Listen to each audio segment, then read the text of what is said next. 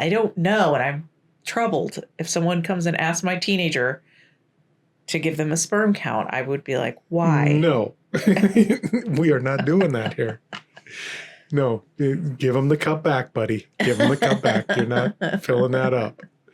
So it's just junk science because there is okay, but are we kind of talking out our asses right now? We don't know. We have done no research. I'm not saying he has. But why? It doesn't make sense. Yeah. I have questions about this. We definitely have questions. Like, I'm not just going to swallow what he just said.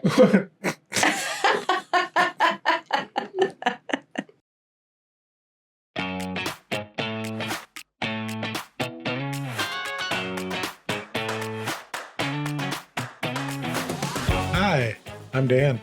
And I'm Can. And this is the Dan and Can podcast. Back at it another week. Candy's taking over the duties of the sign because I was failing miserably from week to week, day to day, minute to minute. But that's all right. If that didn't happen, then we wouldn't be human anymore. So. What? You mean if you didn't fail at that? Yeah. The world would end if I failed at that anymore. But you know what? Before we get going, this weather around here has been fucking bipolar. Beyond belief. Today's 90 degrees. Yesterday was 90 degrees. This weekend was warm. Last week was 50s and 60s. The week before was 90 degrees. We need to just figure it out. Okay? Yeah. Universe, figure this shit out and get a nice moderate 70s, Maybe 80s. Maybe it's figured this shit out and it's like bipolar it is because it's bipolar. Well, then we need to get some Prozac out in Mother Nature and get the... My body can't handle this. How about you just adjust? We're just going to have to adjust. I'm trying to adjust, but then I adjust to the 90 degrees, and then it's like, oh, wait.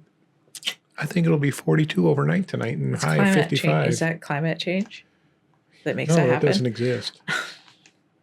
And we'll see that the people that say this also have some other opinions today. Of course they do. They have a lot of opinions. Yeah, they have a lot of opinions, yes. Because we're going to do part 2. You remember that? Stop staring at it. I'm not staring at it. That was it. So I have a little patch on it. There's a little patch. So if you see a little sparkle right here, it's not grease on my chin.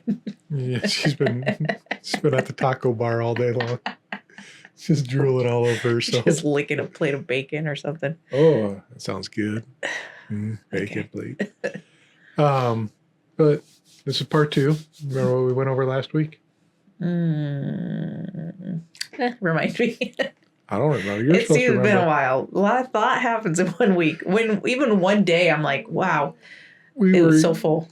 We started off on the subject of children, having children. It was kind of the and we never really got into that part of it. How about how Christianity, you're kind of pushed to have children so young. We started off with some videos. We had the old video of the senator or congressman, I can't remember what, talking about swallowing a camera to see the baby. And then I remember that. Our young woman friend from CPAC talking about have them before you is more than you can afford. We didn't get into that clip yet, but I did find it. So we'll have that this week.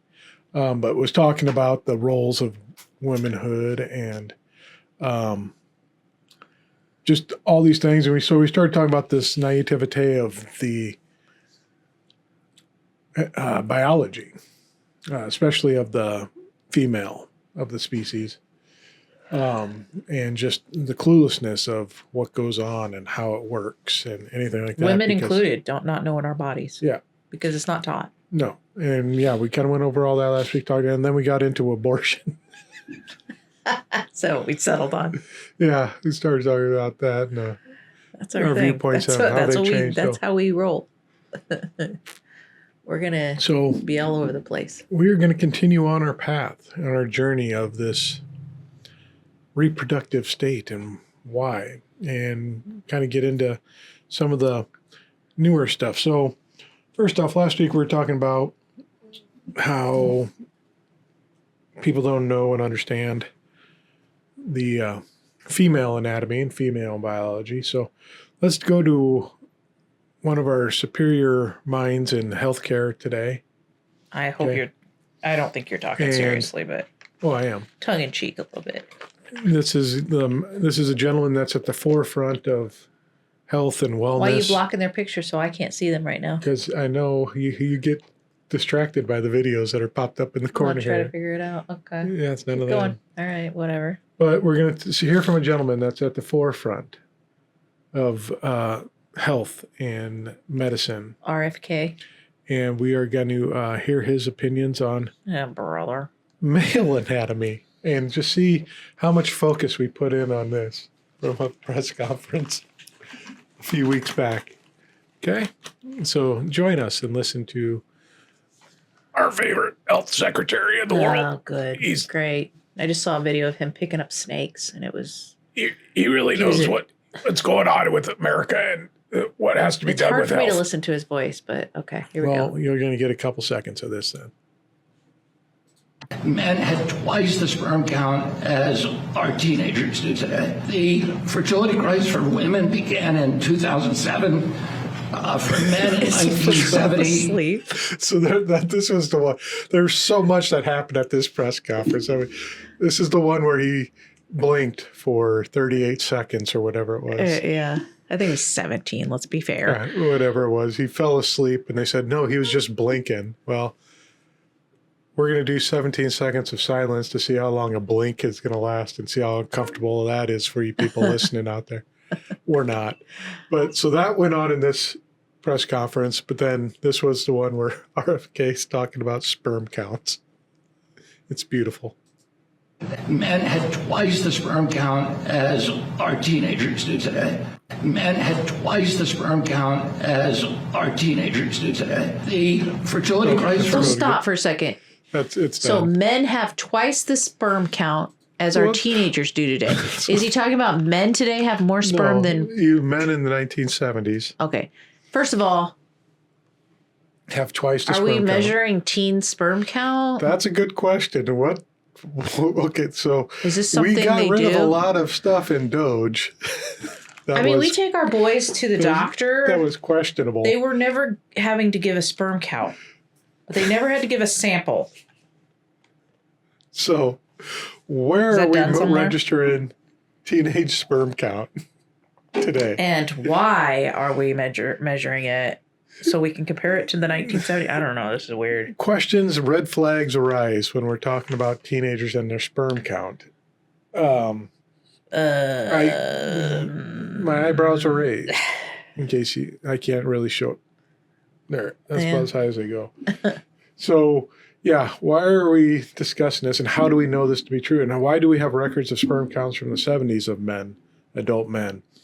And what's this correlation between the two? Well, I can see you having some from the 70s when you're doing, like for fertility issues, they probably did have sperm, samples.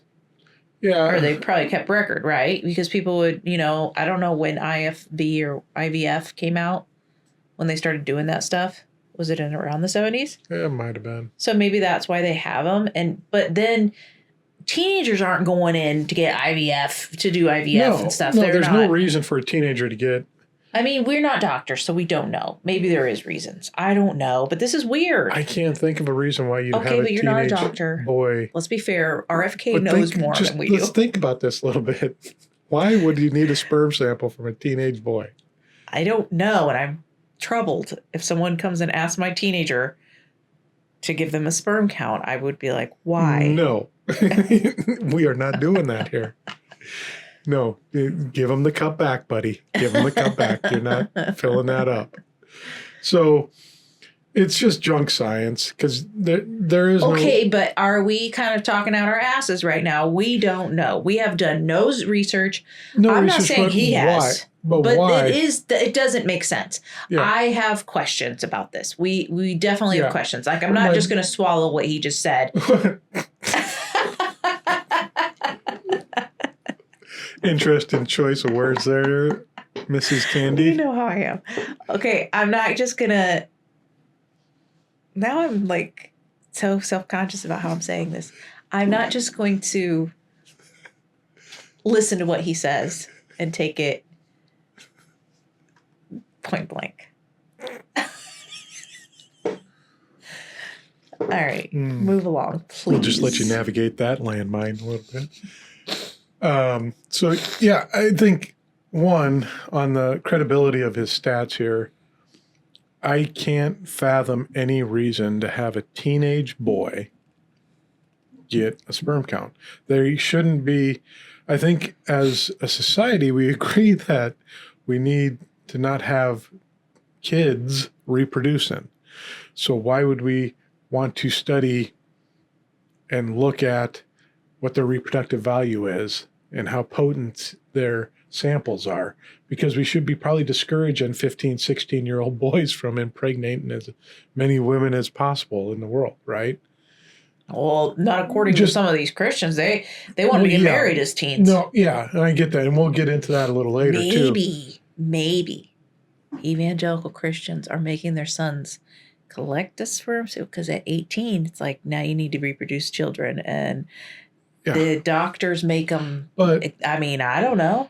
I don't know what's going on in that world right now. If you think about reproductive issues, so the reason you get sperm count checks is generally for reproductive issues, right? Yeah, I would There's think. no other reason for it. Taste? No. Oh, God. Just follow it on your flow. So, but there's no other reason to check it, but other than reproductive reasons, correct? I mean, I'm not a doctor. Once again, I don't know. I can't think of any other reasons. Logically, I think that makes sense. I would say that is the number one reason. Because that's pretty much what sperm is for, right? Yeah. Yeah. Logically speaking. Yeah. Reasonably speaking. It has to be something with reproduction because. So what reason would we have to do to check it if, as a society, we've kind of agreed, 18 is this cutoff point for, we don't.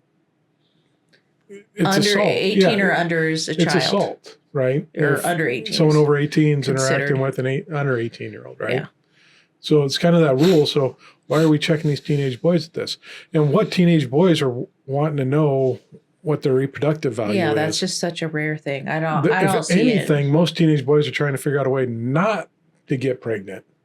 True. And I think it just boils down to, this is just an odd thing to compare numbers. And then you're not comparing apples to apples. You're comparing grown men probably in the 1970s who were having issues reproducing, right? Yeah. So grown men's sperm, comparing them to teenage. Yeah. And I don't know what the difference is. Yeah. I don't know if it's more potent later or more later. I don't know. I have no idea.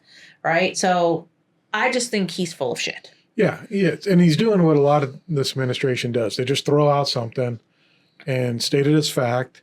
It's just like in the Christian church when the pastor would be like, 80% of the time. And I don't know. That's not a real fact. I just threw out 80. It sounded good. And they don't say that part, though. Yeah, but they just make up a number. And then people are like, whoa, that's a lot. That's pretty. I mean, if somebody knows what he's referring to, let us know. Because it doesn't sound... obviously, we are. It doesn't sound reasonable. But we're not fact checking ourselves either. I don't know. It doesn't sound reasonable. No, that's true. We're not. But there's some things I don't know if you really need to fact check because this doesn't make any sense to do. It doesn't make sense, but. A check on this. If anything, it should raise red flags on. It does raise some red flags. Why? Period. Why would you want to do this? You don't need to do this. Most people that are going to get their potency checked are probably going to be in their 20s, 30s, and 40s. Yeah. Because they're concerned because they're trying to have kids and they're wanting to figure it out. Or they've had a vasectomy and they're trying to make sure that their numbers are down. Yeah. And a teenager is not concerned about having babies. He's concerned about the opposite of that.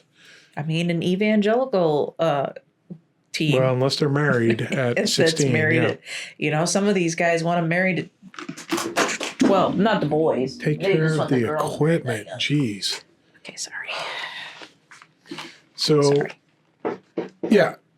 So I think he's just talking out his ass here about stuff. Okay, and fair. It's a weird comparison. What about males today? Because that would be something too. And say, hey, adult males in the 70s compared to the adult males today has dropped. What was his point in saying that? Well, we'll get into that a little later. But I'm just talking about how weird a comment it is. But even to put that out, compare that to what we were talking about last week, because we had the senator talking about swallowing a camera. We had Ben Shapiro talking about WAP and how that's unhealthy for the Yeah, I female forgot about that one. anatomy to get moist during interactions. So our boy's dry docking over here. Okay. All right. good. We don't want to know about his life in that area. He's over there starting fires. God. Ew, stop, Dan. Okay. But now also we know the sperm counts of teenagers today because we got to know about the male reproductive notice system. he doesn't throw out any specific facts like the percentage or, you know what I'm saying? Like, he just says it. But it just seems like we know about the male stuff, and we know so much so that we know what the sperm counts of 14-year-old boys are in our country right now. Okay, all right. And we have records from the 70s of males, adult males, and their sperm counts. So we got all this on hand. Yet you can't find much literature on menopause and how to deal with that and what's going on. I think Gen X is like, hey, we need some stuff because it wasn't out there, it wasn't available. But and still there's just so much ignorance around the female anatomy because it's just not taught. Like, we don't know our own bodies, you know? Yeah. And men definitely don't. No. Oh, yeah. So. Yeah, men have no clue. Men are well, here's some before we get into anything more. Men, I've known grown-ass men that are afraid of tampons and pads. Unused. Unused. Let's be clear. I think I've told the story before, but I'll tell it again. There was a gentleman that used to work with us now that doesn't anymore. He since has passed on to the other realm. But someone took a pad and stuck it to his lunchbox, and he didn't eat that day because he was afraid to go near it. Unused, clean. Who did it? You don't need to say names, but is it someone I know? took over for. Oh, he did? Oh, God. Did it to him. They were good buddies, so he thought it'd be a funny joke. And the guy wouldn't eat it until someone took his, and then still didn't eat it because it was contaminated with cotton. Wow. But I worked in a grocery store with the stock crew, and there was guys that would refuse to stock the feminine hygiene area. They did not like doing it. How infantile. Yeah. Meanwhile, I'm calling you up. I'm like, what flavor do you want? So, yeah. You had to get them for me. But you had two sisters. Yeah. And you see men just get so uncomfortable in the aisle. Like I'm like, it's just a part of life for those of us who, have uteruses. Yeah, like, get over it. And these are the same guys that will stare at pictures of that forever. Yeah. And then they're scared of the things that cover it. Yeah. I saw a video where they were talking, it was a couple of women talking to men describing what a period is like and how it's like, you bleed and there's much blood and it has blood clots. They're going into great detail and the guys are like, what? I'm like, yeah, that's what? That's not normal. Every month. Yeah. Clean. All right. So let's continue on a different section of this press conference. And we'll hit this. And there's another one that goes kind of with this from CPAC, our young little friend from CPAC. But let's see what another genius in the medical field has to say here. Okay, go ahead. So let me speak a little bit about the reality that 1 in 3 Americans are underbabied. What does underbabied mean? That means that you either... Okay, so we're jumping off with the fact right now. 1 in 3 Americans are underbabied. Okay? Meaning they don't have... So what's that mean? He's going to tell us what that means, all right? Okay. Don't have any children, or you have less children than you would normally want to have. And to Katie's point, we have a crisis that's causing our fertility rate to drop below 1.5. The replacement rate is 2.1. So we're way below what we need just to replace the people that we have in America. Maybe if you didn't kick so many people out, we'd be all right, but whatever. Okay. So let's dive into this a little bit. Just a little bit about what he said, and then we'll tie this into everything to a topic today. So saying 1 in 3 families are underbabied. And he kind of alluded there that they wanted more babies. Yeah. Okay, that's fine. I see that. He said then you would normally want to have. How many do people normally want to have? So, but then he's defining parameters there of what people normally want. So we're coming from a generation, even you came from a family of 8. I came from a family of 3, but my mom had 7 in her family.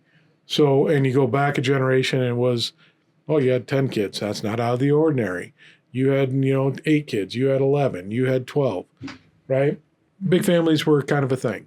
There was also small, like my grandma just had her sister. But it wasn't abnormal to see someone with 10 kids, right? Yeah. I mean, today, in the Christian world, though, you see that often, too, still. But you're right. We had 5, and you'd go to the grocery store, and you'd get looks when you were shopping with all the kids that were 10 and under, 5 kids 10 and under, right? I would notice if someone walked by and they had, like, 4 kids. Yeah. And then I would be like, oh, God, we have more than that. We have more than that. Holy shit. But it stands out when you see all these kids around, it's like, okay, they must be Catholic or something like that. Yeah. It's kind of what you say, but it wasn't abnormal back in the day. Society's changed a little bit here. People are more focused on 2's their max. A lot of them is 1's going to be good for us or none. Because it's also expensive, too, and you want to give your attention and the time that a child needs. Yeah. And I don't want to get too far into this because we'll come back to this with another clip. But another thing he said in here was the rate, the replacement rate. Replacement rate, yeah. Okay. So he said we're below 1.5. So that's the average is below 1.5. No, 2.1 is what it's supposed to be. We're at 1.5. We're below 1.5 right now. Oh, below 1.5. Okay. Replacement rate's 2.1. So basically that's saying that you have to average 2.1 per American. So then you're replacing, or per family. So then you're replacing and growing population. Mm-hmm. You're just over that 2, which means mom and dad. You replaced mom and dad. You have mom and dad. So there's 2 people. And then, those 2 people had 2 more people. Yeah. So that would be replacement. Yeah. And then if some people have 3. The 0.1 adds to it, so that's growth. Yeah. Okay. 2.0 would be a flat line. But there's so many people. When I was in school, I don't know, high school, there was like 2 billion people or something. I remember hearing that. Now we're at 8. Yeah. So we got enough people on the planet, right? Yep. And we'll get into some of this here too. So good thought. Hold on to that. So I'll write a note. We'll come back to that. We'll put a pen in that and circle around to it.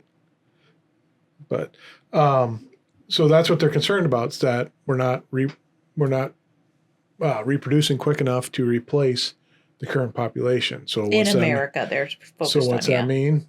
It means that the population is going to decrease in America, and probably pretty rapidly here because the boomers are going to start dying off, and they were a large generation. Well, also, if they would just stop kicking out immigrants, that affects it. Our population can grow from immigrants. Yeah. That's where most of us came from. I mean, all of us were immigrants at one point, our ancestors. Okay, there's another point we're going to get into later. Okay. This is why this is going to be a multi-pronged attack on this, multi-episode, because there's so many factors that go into this and reasoning and everything else. So 2.1 is what we're shooting for. We're well below that. And there's concern. Why is the government so concerned about that? We'll get into that a little later here too, because I got some theories.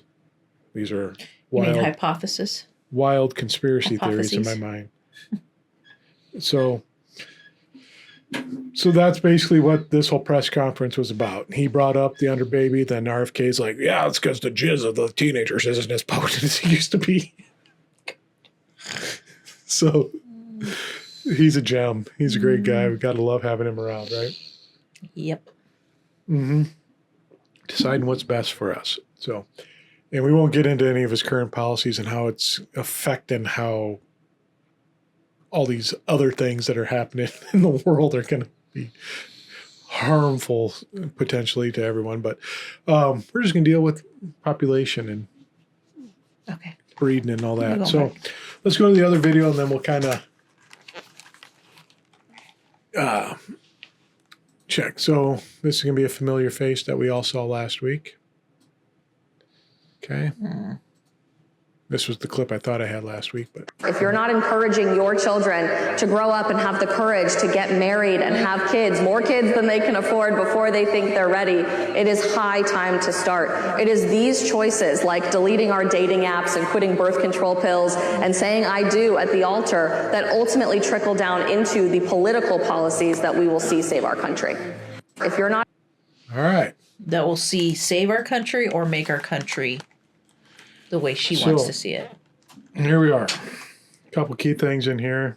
The video's still playing. I don't know if they can hear it still or... No, it's not. It's in the background. supposed to click out of that. There we go. So have more babies. The first thing that really shocks is have more babies than you could possibly even afford. And that you're ready for, too. And that you're ready for, yeah. Okay, so we automatically want to so we're going to go on the assumption that this is supposed to start early in life. So get married early, 18, 19, 20, and then just start pumping out kids as fast as you can. Even though you can't afford it, you're sitting here and you have your 3 kids and you're like, we're living paycheck to paycheck, literally. And there isn't enough in the paycheck to cover what I've already spent on trying to support these people. Keep having more babies. God will make it come true, because this is Conservative Political Action Committee. So, of course, God's going to be involved. He'll bless you, because children are like arrows in your quiver, right? Mm-hmm. There's nothing more valuable than having all these kids. But they want to have all these kids coming out and just put them out. And for what reasons? Well, we'll get into this now for a little bit. And this will kind of get into this is kind of a general thing that we can dissect a little bit for political and societal reasons. So this was what IBS was always talking about, okay? The Duggar Church. IBS. Now I don't even know what it's called anymore. I can't remember. IFBS. IBS. I have BS. So when he says IBS, just know it's the Duggar Church. Independent Fundamental Baptist. Yeah. IBFC. Something like that. Yeah. So anyways, IBS was teaching, and it came out through the Duggars that Doug Gothard, was that who was running it? I think Gothard. I don't know if it was Doug Gothard, but Gothard was his name. He was just a dude, really, that started this whole He's thing. not married and has no children either. Yeah. He has none. He's just a dude that started this and had this idea. And his idea was that Christian families need to go out and have as many kids as possible. Your sole duty as a married man and woman couple is just to be going at it like rabbits. You know, Billy Bob's Raw Dog, Raw Dog and Billy Bob's Raw Dogs. No Bill protection, Gothard, no that's nothing. His name, Bill Gothard. Okay. And no protection. That's what she said in this video. So get off birth control. Get off all these things. Stop taking the pill. Well, she also said get off the dating apps. So I guess you're just supposed to find them in the church. I'm assuming that's what they think, because the dating apps, sometimes people find their mate that way. In the conservative world, dating apps aren't for finding relationships. They're finding hookups. Oh, okay. Okay. Remember what we used to think of, There's people that connect Tinder that way. That. Yeah, there are people that connect that way, but the general consensus, Tinder's just for having hookups. Like a booty call or whatever. Okay. Booty call. A booty call. So get off that and start courting your partner so you can start getting married. You can get married and start having kids. Mm-hmm. Get off the pill, get off any contraception, and boom, start having kids. Dang. The government's been talking about getting rid of all sorts of contraception. They've already said Roe v. Wade's been overturned. Now, morning after pills are not being sent out, and abortion pills aren't being sent out. And they're debating whether that can be done and how it can be done. Can it be done through the mail? No, you have to go through a doctor and do all this stuff. Why? Because we want these babies. We want these babies. It's weird. It's not because they're so pro-baby and love babies either. No, there's an ulterior motive, because there always is to what this is going on. That's where my theories will come in later. But, so yeah, she's like, boom, get after it. Start having these kids. This is what they wanted. And why did Bill Gothard do this? So then you could raise these kids up in Christian lifestyle, in Christian values, and political knowledge. So then they can start voting according to their beliefs and the start beliefs running, they've been programmed with. So they're really strongly programmed because it's from birth. Yeah. And then start running for mayor, city council, state legislation, governorship, federal elective offices. Yep. So then your values are embedded in the system. And that's where we are today. You got guys like old Harry Johnson, Speaker of the House. Oh. What's his name? Now I don't know what his name is. No, I lost it because I said Harry Johnson. I know. That's what he likes. Mike Johnson, yeah. Mike likes the Johnson because there's rumors about him. I know. There's rumors. So you don't need to spread them. He's part of this. He's got his pro-Catholic views that he's very strong on. Is he Catholic? I think so. I don't think he is. Thought he was. I don't think he is. And you got J.D. Vance, who's Catholic. J.D. Vance is, but I don't think Mike Johnson is. Now I'm curious, and I got to find out. But maybe keep going. I think he was. I think he's part of Opus Dei and something like that, the extreme groups in Catholicism. Oh. But you see that filtered into our politics now. And you see this open debate with Christian flair to it in federal politics, which it has no place into it. Oh, no. Mike Johnson is Southern Baptist. Oh, okay. They don't. If they're anything like evangelicals, which I think they're kind of close, they don't like. No, they don't like Catholics. They don't think Catholics are Christian. So, but you have all these religious affiliations now infested in here. Mm-hmm. Now, I can understand you're going to have your belief systems. That's going to be kind of your compass on how you're going to live your life. And you can't separate that from the individual, which is fine. That's how you can vote and that's how you can legislate.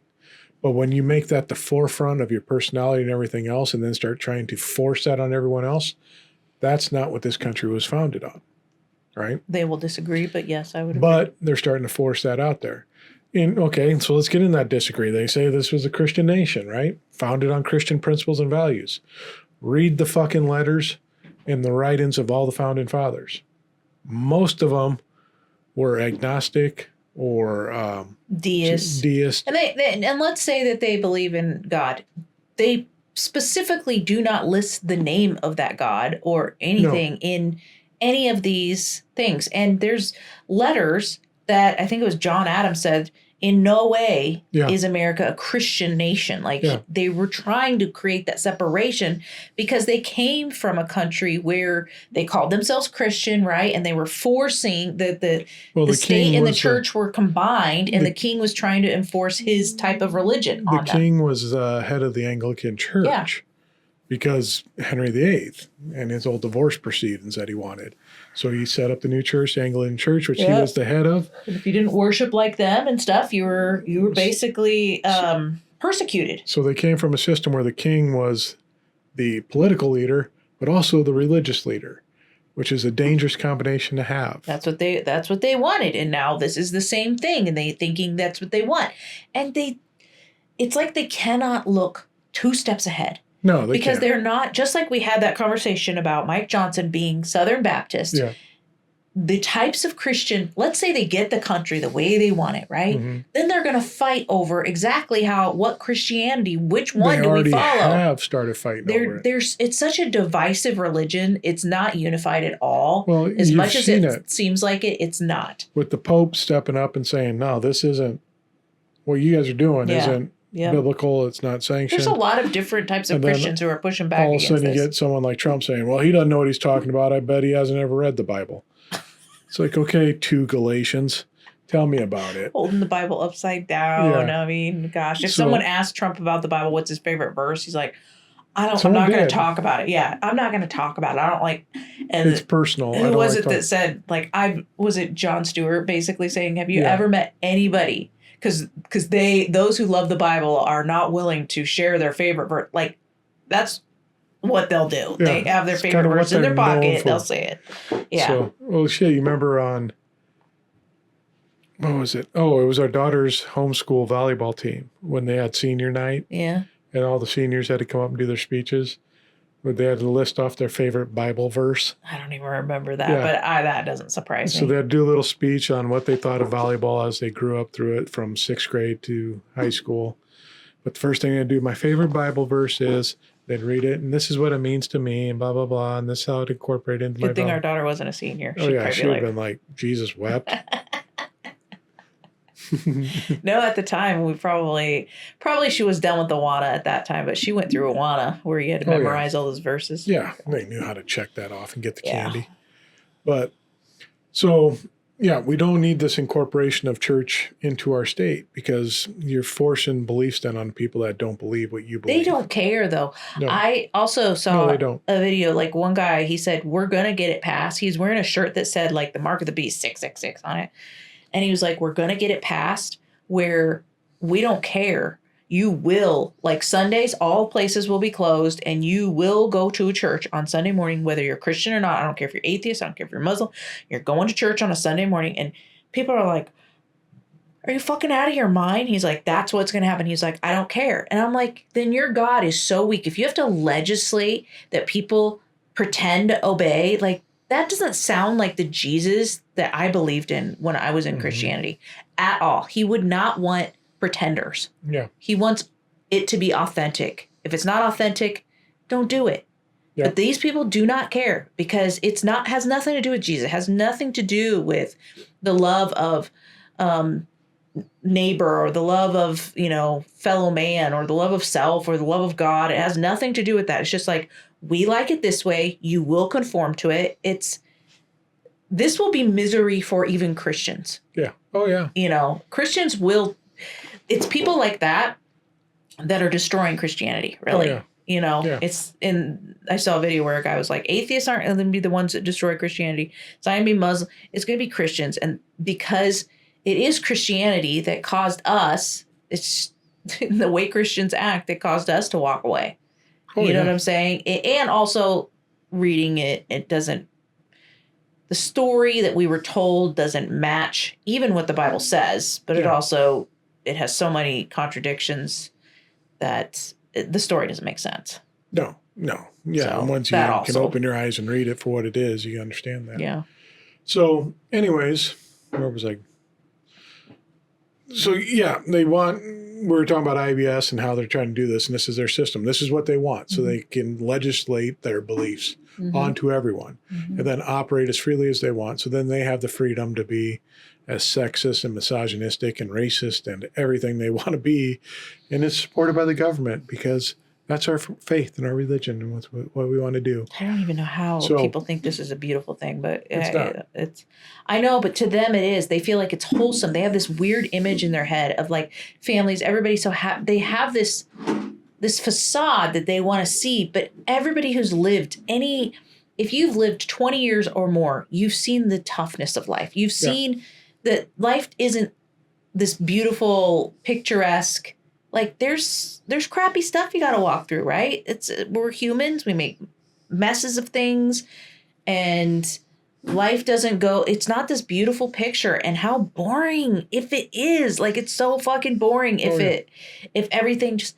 Everyone's like always like happy and going to church, and then this family, then we sit down and we eat and we're all happy, and there's no feeling of ever hard stuff to walk through, learning how to deal with conflict, learning how to love even when it's difficult and someone's not what you expect, or learning how to be uncomfortable with someone who's different from you and learning how to love, they don't want any of that. They want all this fake, they want this facade that they have imagined, and it wouldn't be enjoyable at all, even for them if they got it.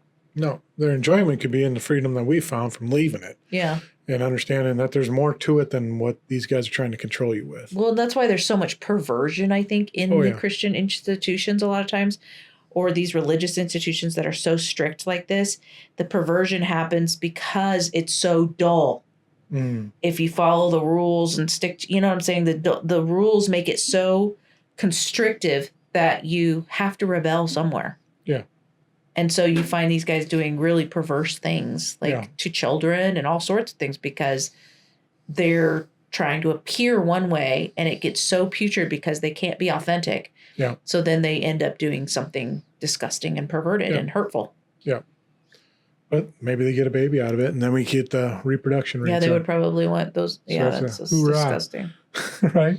Yeah. So that's kind of the religious aspect of this. One of the points is that they want that being out there. More people with our belief systems going. Now, this isn't anything new. It's been going on since the 70s and stuff. So there should be an overwhelming amount of Christianity prevalent. And we're seeing some of the fruits of that because there is some in Senate and whatnot. But the numbers in Christianity are dropping and plummeting. The more the Christianity ties itself to the government, the more Christianity as a whole takes a dive. So people are falling off. So it's not the majority anymore. It used to be over 50%. Now, a lot of people that claim to be Christian and following and going to church is below 50% by a lot of the polls that are coming out. So something's happening here that's significant. Their plan isn't working because you're forcing these people into this thing, and you're assuming that, well, because they're going to be indoctrinated with Christianity, they're going to raise up this. Well, yeah, and they raise up these children, right? Mm-hmm. Look at some of the Duggar kids have rebelled against it. Yeah. And I was totally raised in it, and yet I've walked away from it. Yeah. There are plenty of people who are raised in it. It's backfiring on them, you know. So it's not a foolproof plan that they have, because there are some of us who will start to think. Yep. Regardless, they don't want us to, but life will create it. So it's like, have your 20 kids, and probably 10 of them aren't going to follow in your path, because you're trying to manipulate 20 people. That's even tough to do. If one of them starts to shift, it affects the others. It makes them question a little bit, and they may not hold so tightly to it. So I'm just saying, So it's one of them other things. It's another thing that they don't think ahead of. They just think automatically, well, God's in control of this, and you're raising them up in God-fearing ways. And train up a child in the way they should go, and then when they're old, they won't depart from it. That's how, because they take it so little, they think that if I told them this, they will believe it till they die, and it is not true. Yeah. It's actually a lie. A lot of kids fall off, as we're seeing now. So that's kind of a Christian aspect, one of the aspects going into it. So we're talking about population growth and having this. One of the stats I saw was it's that the population growth, and we'll focus on this for a minute, that's declined the most is teenage pregnancy, which we would think, fantastic. Mm-hmm. That's great progress, because it has been an issue in our country with the teenagers going around. I mean, Christians have been preaching this since the dawn of time. Don't have sex before marriage, which would be teenagers. Mm-hmm. So we're following the rules. We're doing great. Is it because they're making Is it really falling off? That's what I've heard on a few stats. Yeah. Okay, so that's good. What's causing that? When people are saying that's the one area, in response to the whole Dr. Oz video, it says one area that's dropped and noticeably dropped. Other areas are about the same as they always are. Mm-hmm. Is teenage pregnancy. Okay. So are we going to fight to have more teenage pregnancy now? Is that what we're suggesting? Because it seems like we've been fighting against that forever. Well, because kids aren't marrying as young, or people aren't marrying as young. Well, and it goes into what we talked about a few weeks ago when we were talking about social media and kids not even wanting to date. If they're not willing to go to a dance and dance with each other or ask each other out on a date, that's the best birth control around, because they're not coming in contact with each other at all. God. Because they're scared because of all the social media that's been forced on them. And I think in some ways a lot of these young people are scared to bring up kids in this world because of what's going on. You know, they're like, I don't want to put a kid in that situation. We know plenty of people like that. Yeah. That I don't want to bring them into this shit show. This is a horrible place to be in. Which I think is something that is fair to consider. Yeah. So that's the area that's struggling right now for population growth. So obviously we're not going to go to that. So what are we looking at? We're looking at the adults. Me and you are past prime. We're done. So we're out of this discussion. We're not having more children. We're done. We did our part. But we have nieces and nephews that are in the 30s, 40s. I don't think any of them are going to go over 2. Maybe one that's thought about it a little bit. Well, the ones that are in that are in their 30s right now, they'll probably 2, 3 would be max if they did 3. But, 1 even, some of them, and some none. And they're okay with it. Yeah.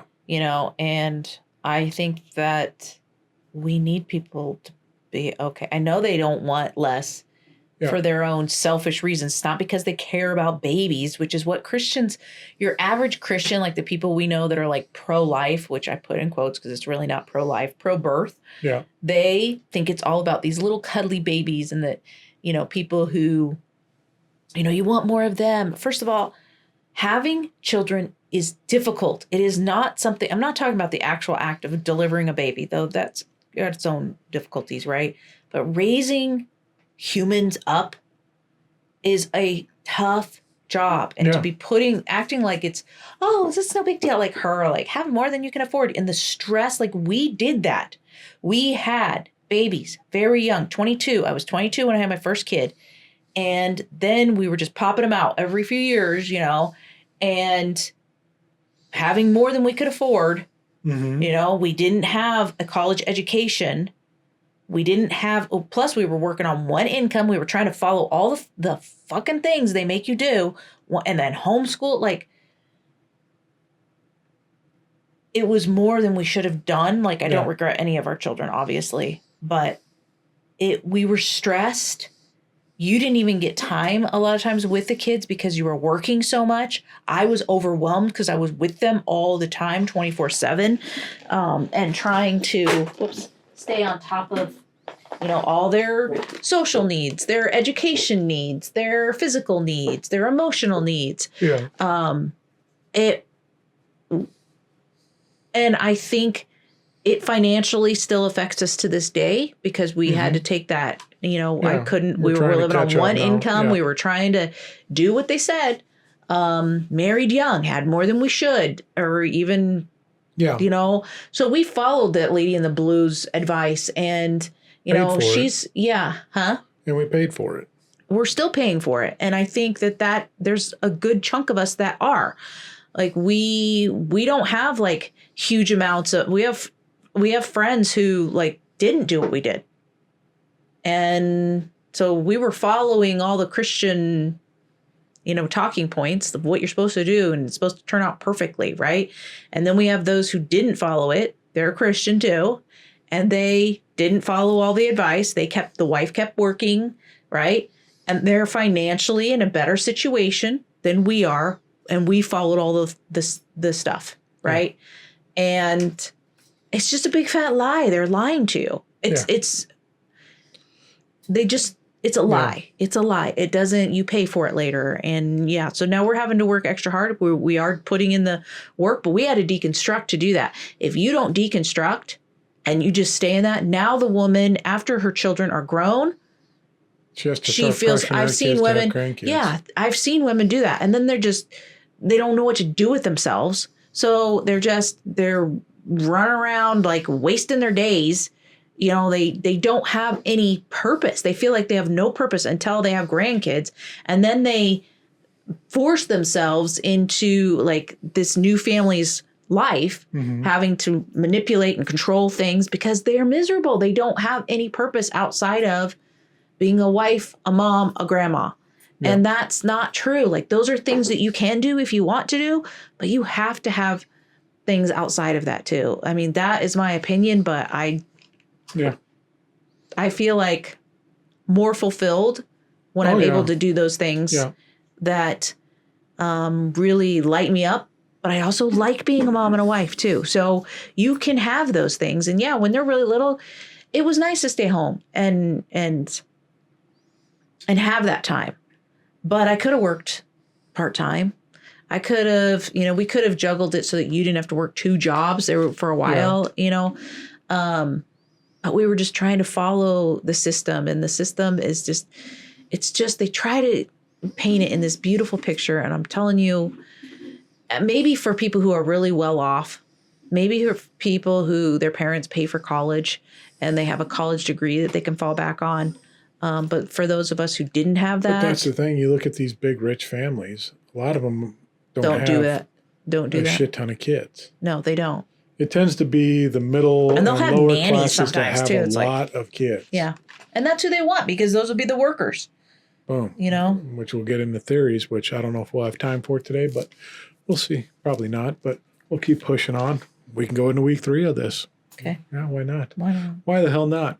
But so it's this whole thing, and I think that's an interesting point. It's not the rich that are the ones that are supposed to have all these kids. Some of them do, like Elon has a handful. How many baby mamas though? Yeah, with all these different women. He's not like, there's no way he's a present dad. No. He's not really, he can't be.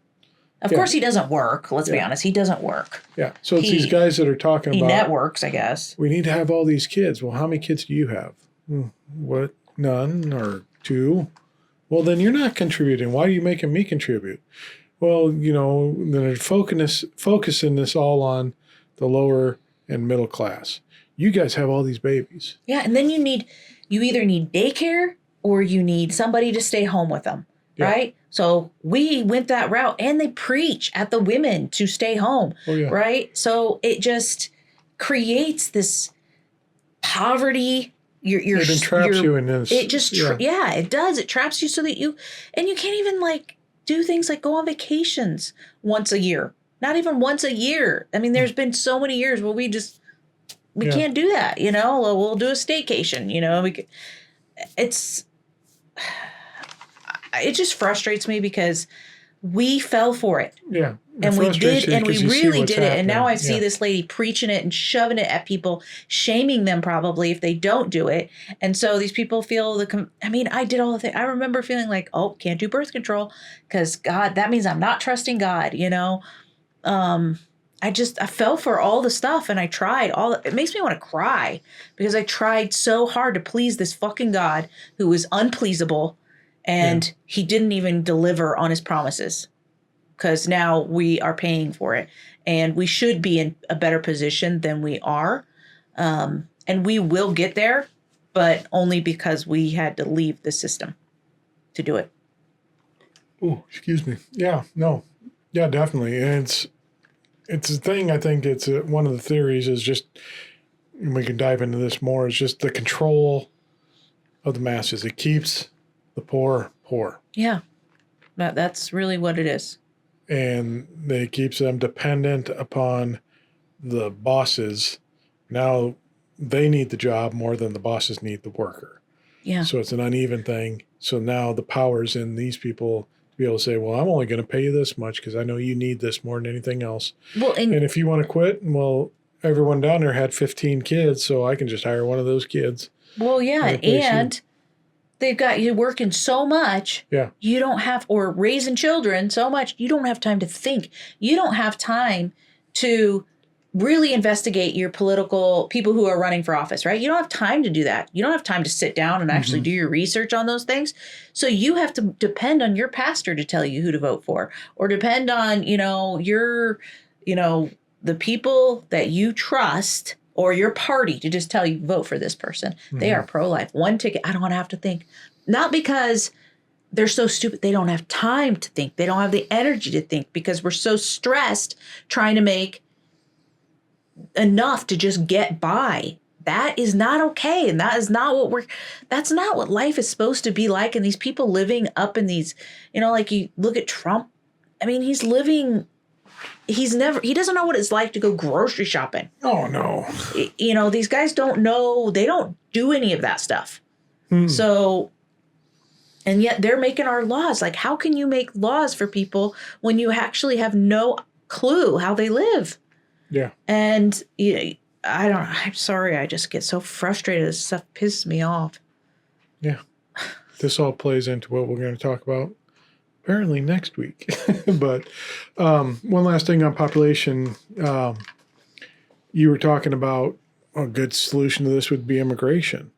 I think a lot of the population, I can look this up for next week too, is they're not concerned about the brown-skinned and all that population growth. They'd probably prefer it if it was below the 2.1. What they're concerned about. That'd be interesting to find out what is the growth rate. Yeah, they were concerned about the white population growth. Because anything you look at, one, a lot of scientists are figuring that we've peaked and are plateauing now on world population. Worldwide. Mm-hmm. You got China that is suffering from their one-child only policies, that now all of a sudden they can't get enough people together to produce more for their population. So their population is starting to go down that decline, and it's going to go down quick because there's just not enough people to match up because everyone was picking boys.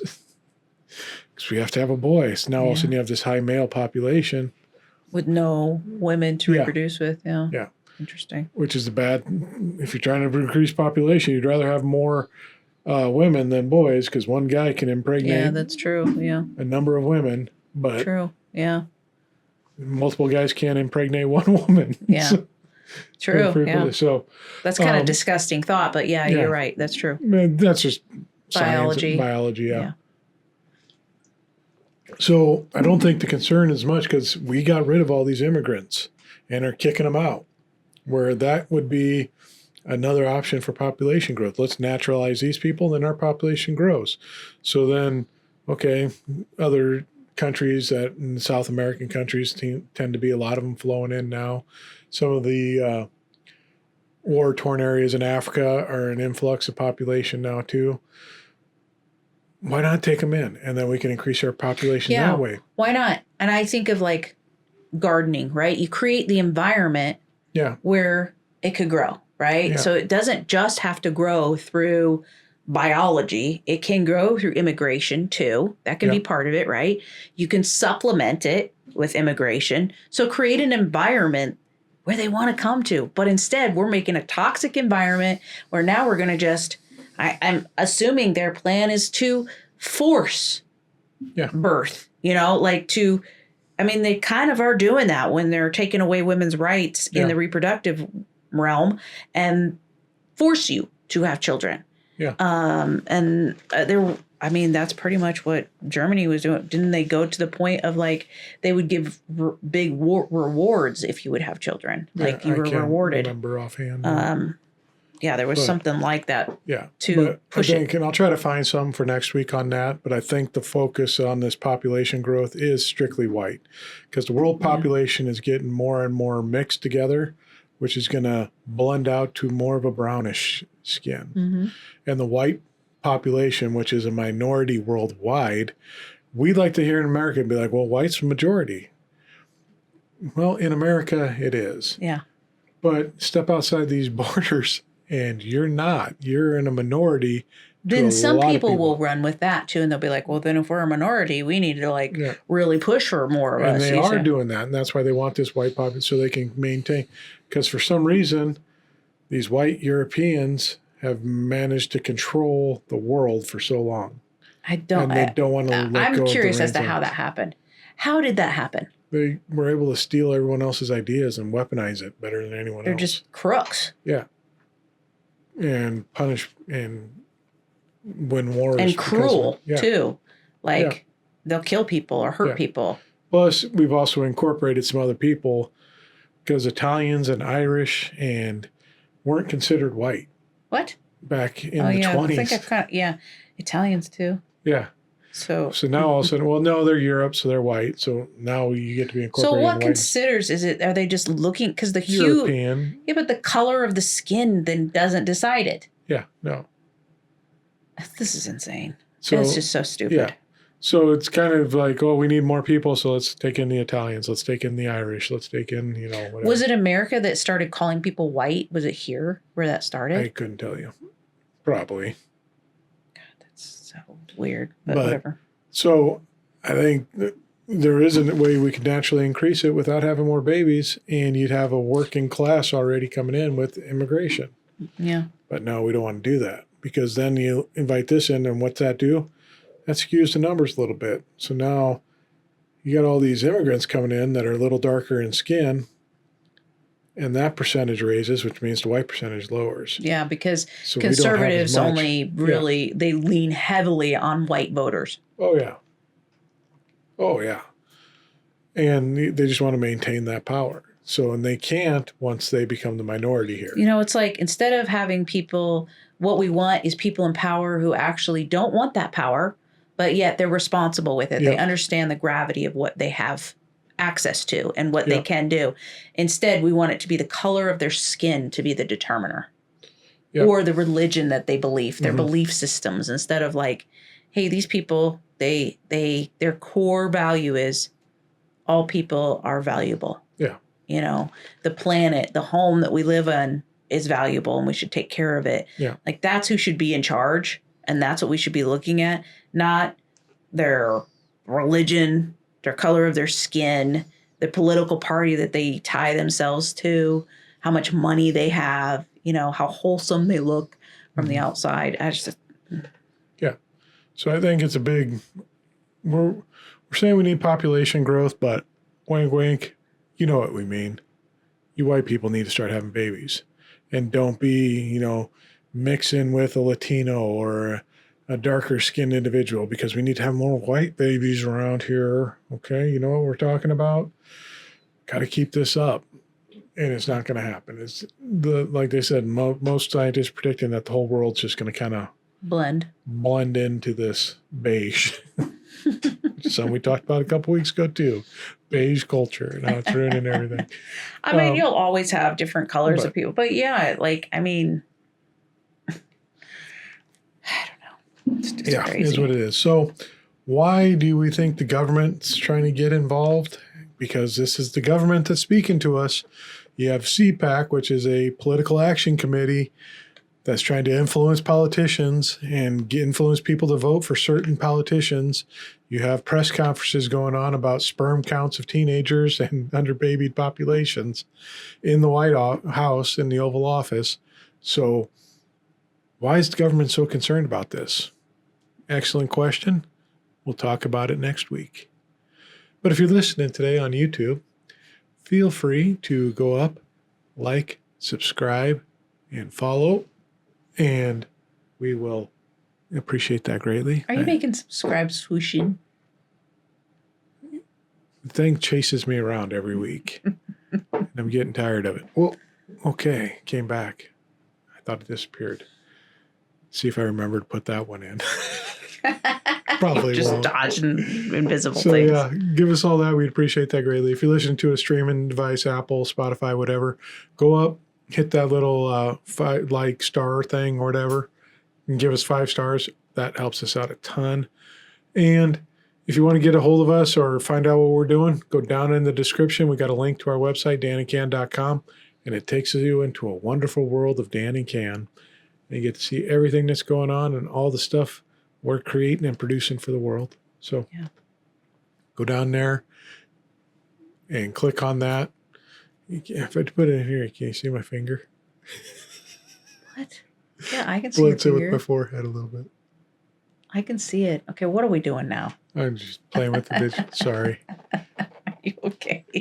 Been drunk. It's time to end. It's time to end. So click on that and get us there. And other than that, come back next week and we'll get into the tinfoil hat conspiracy theories on why the government's so interested in how many people are knocking boots in their bedroom. What you're doing in your bedroom. How many people are barebacking it, raw dogging. Raw dog, Jim Bob's Raw Dogs. Yeah.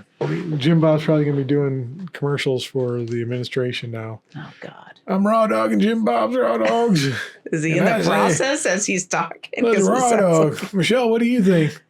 No, you keep down. Do what Dobson said, face down, ass up. Book number 4.